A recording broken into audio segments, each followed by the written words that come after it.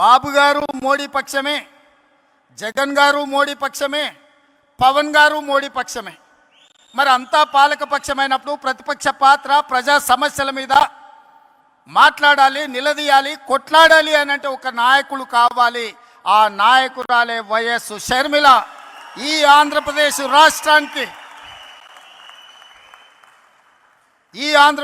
రాష్ట్రానికి ప్రజల పక్షాన, బడుగు బలైన దళిత గిరిజన మైనారిటీ మహిళల పక్షాన నిలబడి కొట్లాడేది, నిలబడి మాట్లాడేది, ఢిల్లీతో నిలబడి కలబడేది వైఎస్ షర్మిల. షర్మిల గారి నాయకత్వంలో మీరు పనిచేయండి. తప్పకుండా 2029లో రాజశేఖర రెడ్డి గారు ఏ విధంగా అయితే 1984లో ప్రస్తావన మొదలుపెట్టి 2004లో 20 సంవత్సరాలు కొట్లాడి ఆనాడు ఉమ్మడి ఆంధ్రప్రదేశ్కు ముఖ్యమంత్రి అయిండు. 2009లో ఈ ప్రస్థానం మొదలుపెట్టి 2029లో ఆంధ్రప్రదేశ్ రాష్ట్రానికి వైఎస్ షర్మిల ముఖ్యమంత్రి అవుతుంది.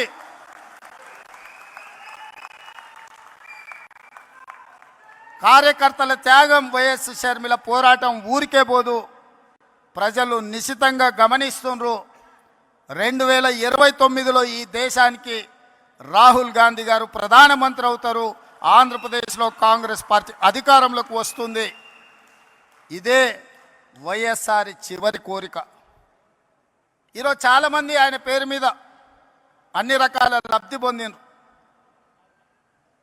కుటుంబ సభ్యులుగా వారసత్వం రాదు. ఆశయాలను మోసినప్పుడే వారసత్వం వస్తుంది. ఆశయాలను మోసే వాళ్ళనే వారసులుగా ఈరోజు మనం గుర్తించాలి, గౌరవించాలి. ఇట్లే మాట్లాడుతూ ఉంటారు. ఇప్పుడు ఇంకోటి కూడా గుర్తుపెట్టుకోవాలి. రాజకీయ ముసుగులో కరుడుగట్టిన నేరస్తులు వచ్చి రాష్ట్రాన్ని లూటీ చేసి, ఆ లూటీ చేసిన డబ్బులతో ఎక్కడికక్కడ బ్రైవింగ్ ఇచ్చేసి వ్యవస్థలకే ఒక ఛాలెంజ్గా తయారైపోయారు. అదొక సమస్య ఉంది నాకు. ఇక్కడ మీరు గుర్తుపెట్టుకోవాలి, వ్యవస్థలో 5 ఏళ్ళు సంపాదించిన డబ్బులు ఉంది. ఏ వ్యవస్థనైనా కొనే శక్తి ఉంది. ఆ వ్యవస్థను కొనే పరిస్థితికి వస్తారు. అందుకే మార్నింగ్ కూడా బ్యాంకర్స్ అని చెప్పాను, 200-500 రూపాయలు రద్దు చేయండి, క్యాష్లెస్ విలేజెస్ ఉండేట్టుగా ఎక్కడ చూసినా డిజిటల్ కరెన్సీ ప్రమోట్ చేయండి మీరు అని చెప్పాం. అవన్నీ ఏంటి మనం చెప్పేటి లాంగ్ టర్మ్లో ఒక వాల్యూ బేస్డ్ ఇవన్నీ. కానీ ఇప్పుడు ఎట్లా ఫేస్ చేయాలి ఇవన్నీ ఉంటాయి. ఎవరు ఎన్ని అరిచినా, ఎన్ని బెదిరింపులు చేసినా ఐఎమ్ వెరీ క్లియర్, ఎవ్వరు కూడా నేరస్తులు తప్పించుకోలేరు, అవినీతి పరులు తప్పించుకోలేరు. ఎక్కడ విక్టిమైజేషన్ ఉండదు ఈ గవర్నమెంట్లో. ఈ గవర్నమెంట్లో ఒకటే ఉంటుంది, ఫర్మ్గా ఉంటుంది గవర్నమెంట్. ఎవ్వరికి భయపడదు, సిస్టమేటిక్గా ఉంటాం. ఎవరు తప్పు చేసినా, ఎవరు రాజకీయ ముసుగులో బెదిరించాలన్నా ఆ బెదిరింపులకు ప్రభుత్వం భయపడదు. సార్, ముఖ్యంగా కరెంటు బిల్లులు చూపించి సంక్షేమ పథకాల్లో కూడా కోత విధించారు గడిచిన 5 ఏళ్ల కాలంలో. అంటే 500 రూపాయల కంటే బిల్లు ఎక్కువ వస్తే అర్హుడు కూడా ఆ లబ్ధి చేకూరిన పరిస్థితి ఉంది. ఆ విషయంలో ఎలాంటి కేర్ తీసుకోబోతా ఉన్నారు?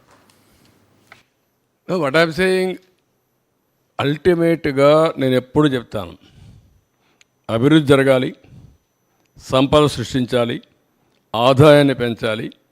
పెంచిన ఆదాయం మళ్ళా అభివృద్ధికి, సంక్షేమానికి రెండుకి ఖర్చు పెట్టి సస్టైనబిలిటీ తీసుకురావాలి. ఇప్పుడు అన్నీ ఇంబ్యాలెన్స్ అయిపోయినాయి. ఇంబ్యాలెన్స్ అయిపోయిన దాన్ని బ్యాలెన్స్ ఎట్ట చేయాలి, ప్రజలు ఎట్ట అర్థం చేసుకోవాలి. మొన్న మేము హామీ ఇచ్చాం.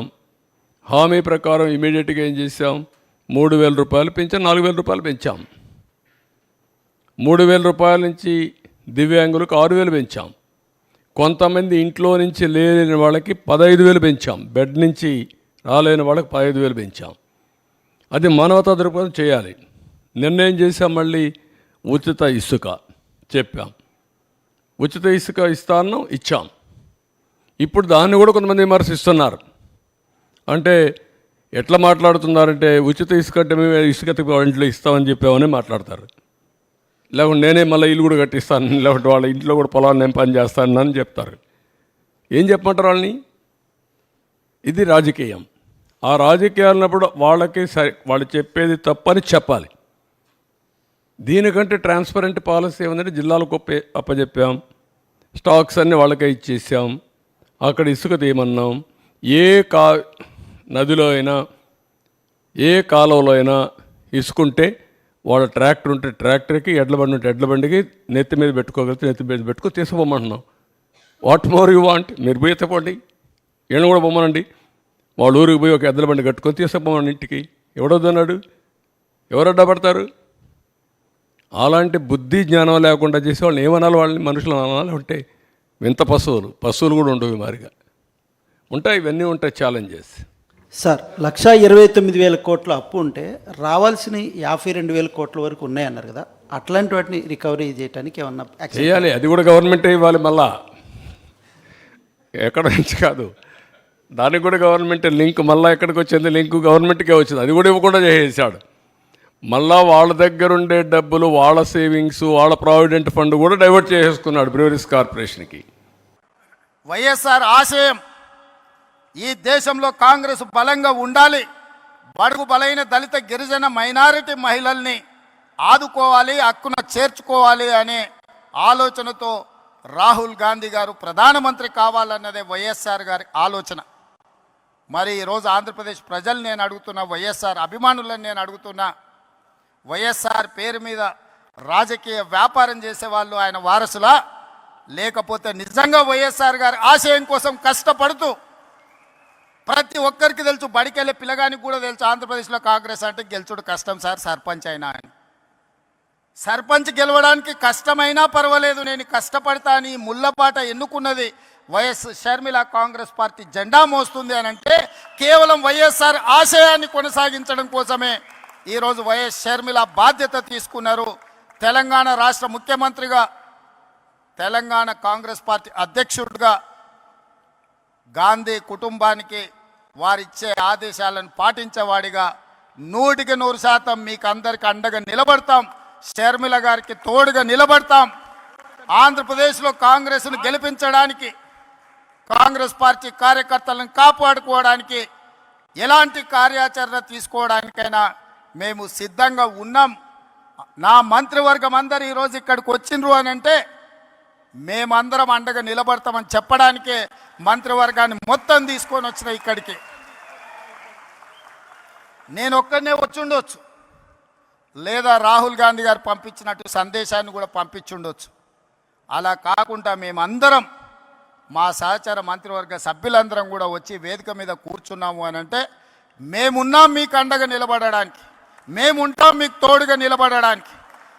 షర్మిల గారు చేసే ప్రయత్నాన్ని విజయవంతం చేయడానికి ఈ మధ్య టీవీలో పేపర్లో చూస్తున్న కడప పార్లమెంట్కు ఉప ఎన్నికలు రావచ్చు అని.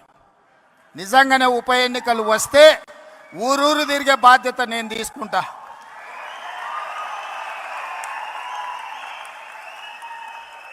కడప పౌరుషాన్ని ఢిల్లీకు చాటే సందర్భం వస్తే